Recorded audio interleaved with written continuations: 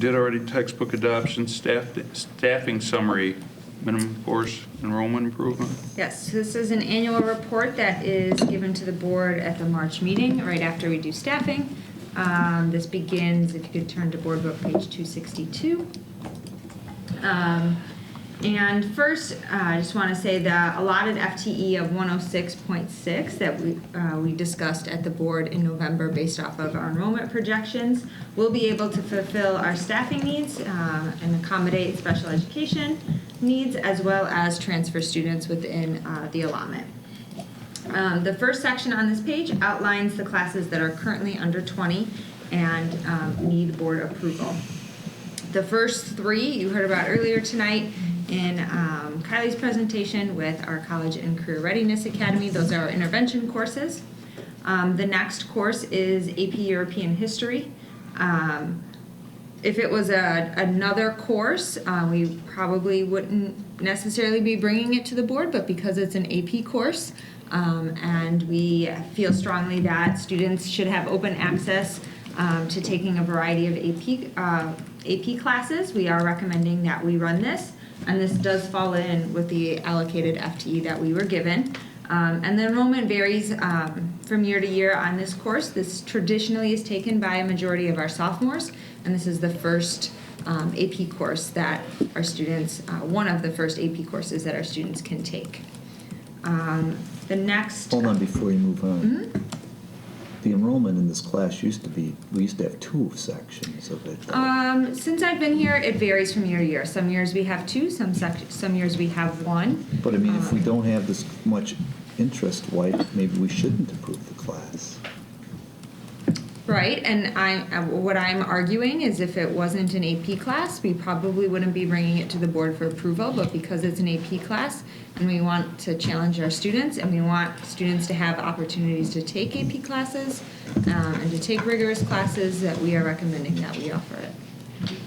We've done this before for sometimes Calculus BC falls under 20 depending on the year. Our But Calculus AP Spanish. BC is the top math course, and the kids who go into that, they don't have Calculus BC. They either have to take a college course or they don't have another math course. This is our lowest level AP course, at least it used to be. And if there's not interest, and it's different. You know, they could take other AP classes that they're showing there's not enough interest in the class, where there's only a certain number of kids with the capability of taking Calculus BC, right? Where this one's pretty much open to any freshman or sophomore as their beginning course, and if there's just not interest, so one of my concerns is coming into, deficit of $500,000, and we're kind of carrying on a course because we've always had it, right? Is that kind of what you're saying? kind of. And German 1 and 2, quite frankly, and 3 are kind of the same thing. I know we win awards, and that's nice and it's beautiful, but when is it time when we can't afford it to carry on a course because we've always had it?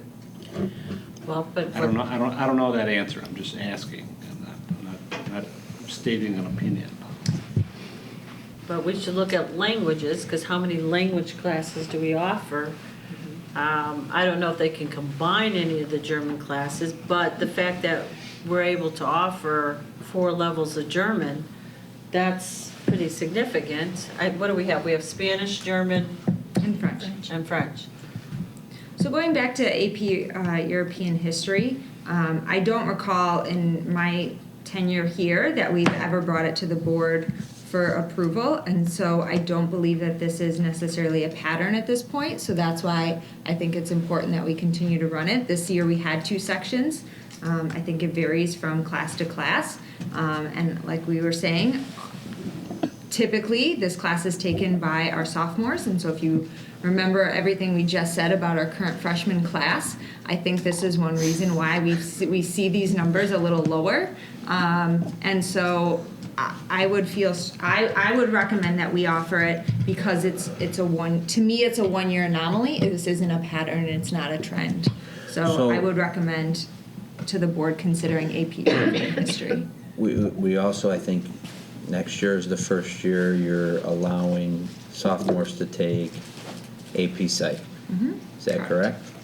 and we've seen an increase in those sections. So it could be that these kind of canceled each other out, right? Some of those kids that usually maybe would have taken AP Euro now signed up for AP Psych to get their feet wet in the AP Euro. Sophomores can also take AP Computer Science. They can also take AP Macro Micro, which, if you remember from our Right. typical board reports, AP Macro Micro is very successful, yes. Right.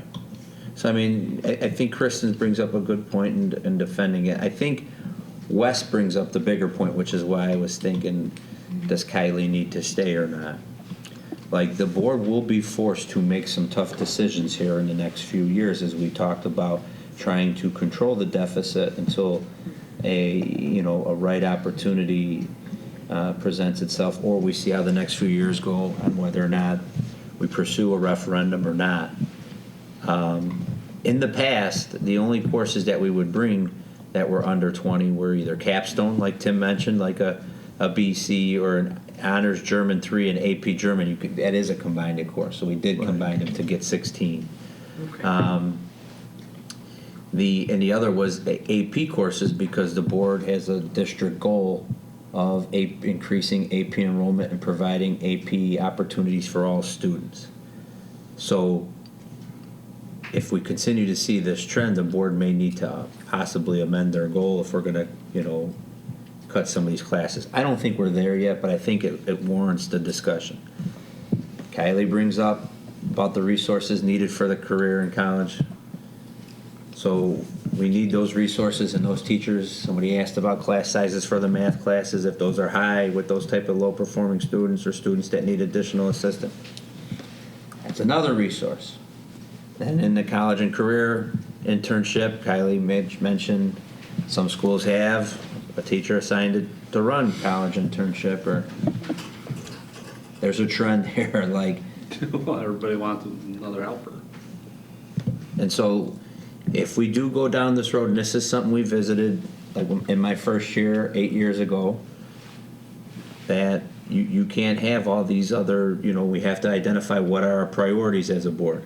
Dr. Keene has brought up, like, okay, if we need these, and I don't want to speak for Dr. Keene, but I think he's mentioned this a couple of times, like if we need the College and Career Academy, and we need this someone to maybe be a .2 FTE for internships or to run internships, or then we may need to look at, do we offer the opportunity for everybody to take 7 courses right away?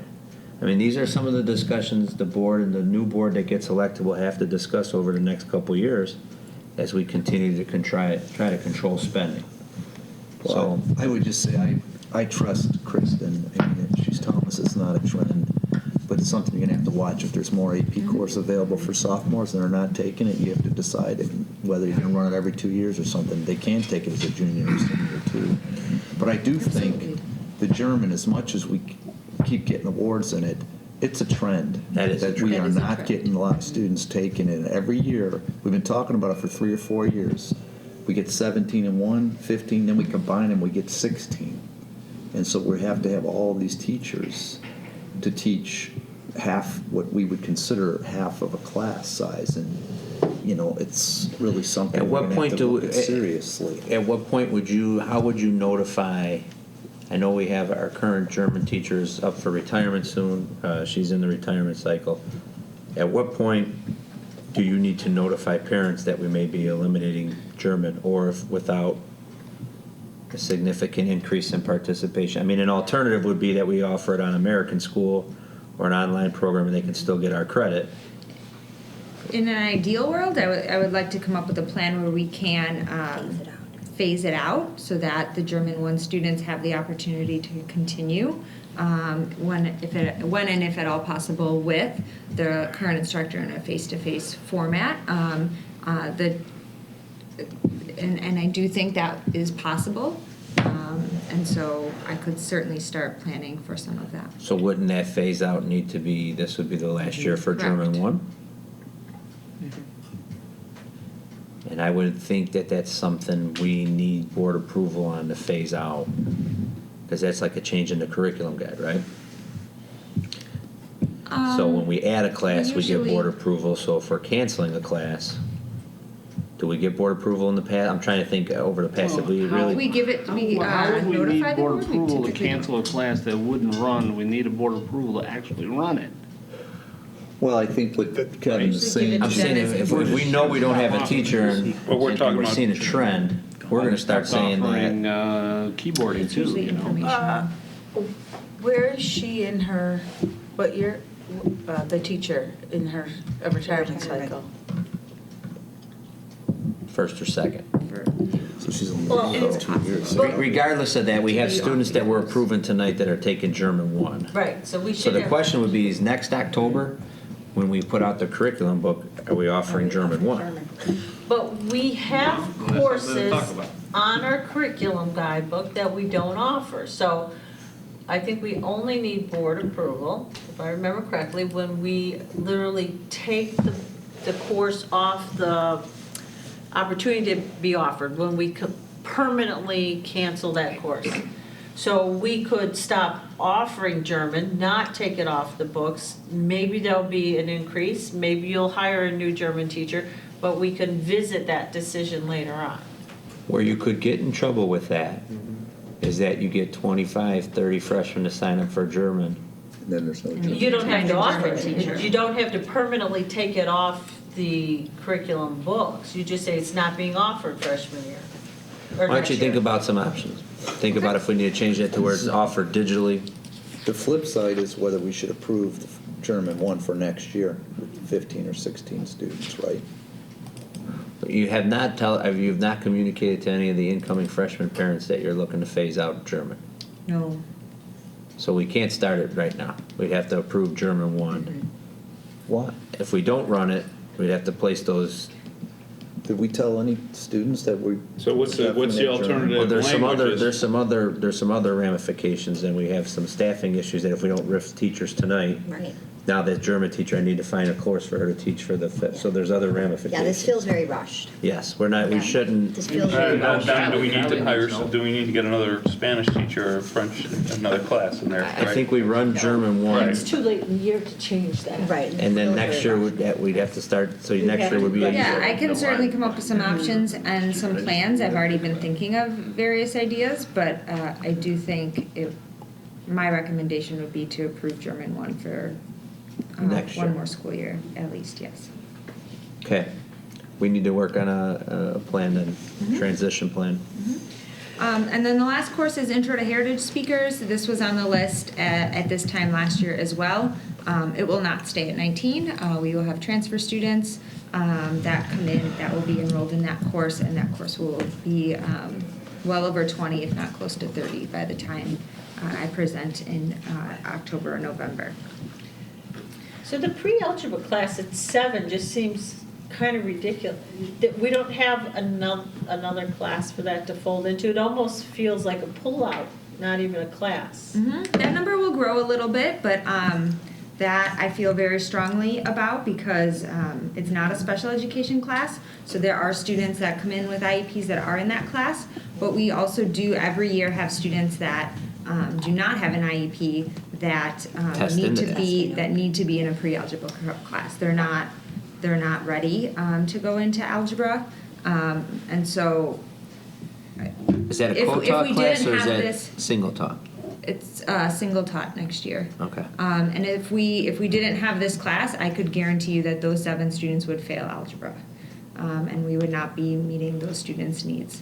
And we don't and that have number an will alternate. grow with some of our transfers. It won't get to be a huge number. So these are but- students that, as they take the placement test, they place into pre-algebra. Correct. So that means their scores are lower than even extended. It's like the equivalent of our extended reading class. Right. And so It's an this is intervention the class. right. It's and not a this is class you the- necessarily This is the look equivalent to. in math. That's not one we look to combine. It was just so low, you just we didn't have anything you could combine with it. So kids don't really sign up for this class, they really just place into it. Yes, and Where that they number don't. varies between, depending on the year, 7 to 14. And these are kids that are in the academy that we just went through. Right. Those are those 7 kids. Correct, And they need a lot of help. correct. Moving on to the next page, In this report, I also provide just some information. The next 2 pages are informational. The first one is information about special education. We started providing this a few years ago, but you can see the total number of students is we anticipate decreasing a little bit next year. Private placements has significantly gone up, but that's only because of the students that are seniors. They are staying on for transitional services, and when students stay on for transitional services from 18 to 21 or right before the 22nd birthday, we have a lot of students, 29, that will do that here at RB, but we have other students whose needs are more significant, and they will continue to do that at their outplaced environment and their private placement. And so that's why that number is going up. The number of teachers is staying roughly the same, and paraprofessionals we anticipate staying about the same, but that can fluctuate over the summer depending on if we have some transfers with needs. What about, Kristen, on your next chart? French? We're okay, but is it trending towards the German route, or we're still okay with French? French varies from year to year. They're usually over 20. They usually are in the low 20s. You'll notice that French 2 is not on there because District 96 has a feeder program. They offer French, and so we do have 2 sections of French 2 next year because some of our freshmen can place into French 2. But those are traditional French numbers. Speech and debate, is that an elective where we'll drop students in? Yes, so some of the numbers that you see are lower is where we will funnel a lot of our transfer students in so that they have an opportunity for electives. And so we fill those classes with some of our transfer students. If you go to the next page, these are classes now that are over the caps. And this is just for the students that selected a course. We haven't actually built, which classes are taught which periods and who's teaching them yet. And so because these classes in the first chart are only offered 1 period a day, what happens is students naturally conflict out because, I want to take my advanced autos class, but I also want to take this class, and they're both offered at the same time, and there's no way around it. We try to avoid that when possible, but sometimes it's just not feasible. And so a lot of these classes will be within the caps by the start of the school year. I would say the exceptions are our band and orchestra and choir classes. Those will remain above our caps that we have listed there. And then the last chart is classes that are offered multiple periods a day. And so those are just slightly over as well. And those will also be resolved by the start of the school year. Resolved, the Board of Education Township High School District 208, Cook County, Illinois hereby approves in accordance with District Policy 631, minimum course enrollment, the list of courses for the 2019-2020 school year with projected enrollment below 20 students based on the current student enrollment data as presented in the March 12, 2019 Board Agenda Packet. Second. Mr. Smith? Do we have Yes. any more discussion, or? No, we Sorry. can. Is there any more discussion, John? Well, I may not be on the board next year, we don't know, but we're sort of repeating history again. And, I think it's been really fortunate that we've been able to get through this period. And, we've got a comprehensive curriculum, no doubt about it. Just speaking personally as a board member, I have to defer to what you think. There's no doubt that the choices had to be made. You look at the numbers, it's inevitable. So I'm just encouraging you to sort of adopt that mindset, even if I'm here or not, because we have to do it. We have to make choices. Mm-hmm. Any additional comments? Well, every year, we have approved a few classes. And so when we come next year, maybe we'll ask kind of for a chart to say how many, have we approved over time to kind of keep us in line. But it's not unlikely that a few will drop below 20. I will say last year was 3.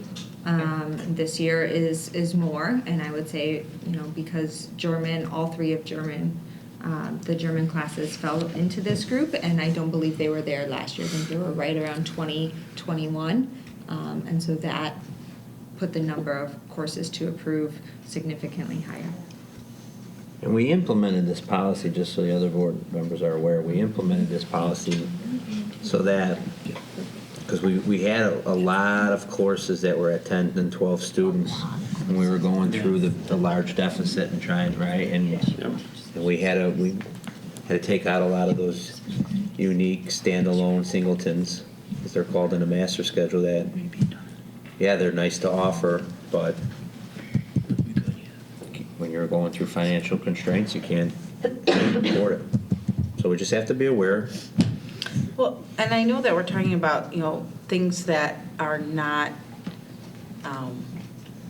that the kids aren't interested in, but maybe there are things that we could replace them with that they are interested in, like Mandarin or, and I mean, right? I mean, there's other things that, while things are going away, things evolve. So what else is out there that possibly could gain more So traction? one we of the- just had a first read at Leadership Council of the new courses that people would like to propose, and then courses that we feel like we no longer need to offer or that we need to alter.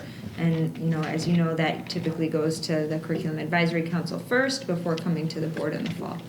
But yes, we're. So we're aware of that, Marona, but one of the things, having lived through this now at one other district in here, when you add new courses, unless you can show that there's 30 kids or 28 kids that want to sign up for that new course, Well, a lot of those don't make it. because you'll Absolutely, get- absolutely, I You'll get get- that. Things evolve, I'm and you just think about saying, coding things and STEM yes. classing and Sure. Mandarin, like things that just maybe 15, 20 years ago. Or even 8 years ago, you wouldn't have done. I was going to say maybe 5 to 10, but I thought I should say. But yes, I mean. Because it is 5 to 10 years, like, right, you wouldn't have had a coding class. No. Yeah. It's cyclical, for sure. Okay, we're ready. All right, now we're ready. Thank you. Mr. Smithing? Yes. Ms. Towner? Yes. Mr. Walsh? Yes. Ms. Ruska? Yes. Dr. King? Yes. Ms. Sierra? Yes. Mr. Ritchie? Yes.